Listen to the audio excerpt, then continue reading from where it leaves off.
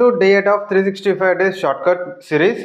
So ఇక్కడ మనకి ఏమంటున్నాడంటే ఒక రెక్టాంగిల్ యొక్క లెంత్ అనేది 37.1/2% అనేది ఇంక్రీజ్ అయింది. ఎంత? 37.1/2%. సో అంటే మనకి వాల్యూ ఏమవుతుంది? 3/8 అవుతుంది. అండ్ బ్రెడ్త్ ఏమో మనకి 20% డిక్రీజ్ అయింది అంటున్నాడు. సో 20% ఎంత? మనకి 1/5 డిక్రీజ్ అయింది కాబట్టి మైనస్.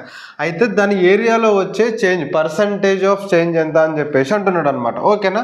సో ఇప్పుడు మనకి ఇందులో సో పాతది ఉన్నది, ఓకేనా, ఏరియా, అండ్ ఆ తర్వాత న్యూ ఏరియా. సో ఇప్పుడు చూడండి, సో ఇక్కడ మనకి ఎల్ అండ్ ఆ తర్వాత బి. ఏరియాకి ఫార్ములా ఏంటిది? సో రెక్టాంగిల్ యొక్క ఏరియా ఈక్వల్స్ టు మనకి ఏమవుతుంది? ఎల్ ఇంటూ బి అవుతుంది. ఓకేనా?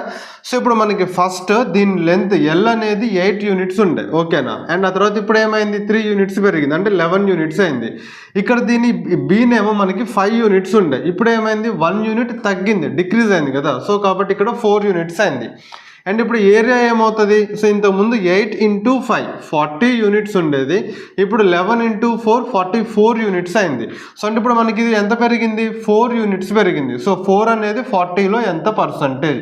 సో 4 అనేది 40లో ఎంత పర్సంటేజ్? 0 0 cancel, 4 4 cancel. సో ఎంత అంటే 10%. సో 10% ఇంక్రీజ్ అయింది అని చెప్తాము. సో దీనికి ఆన్సర్ కింద కామెంట్ సెక్షన్లో చెప్పండి. జై హింద్.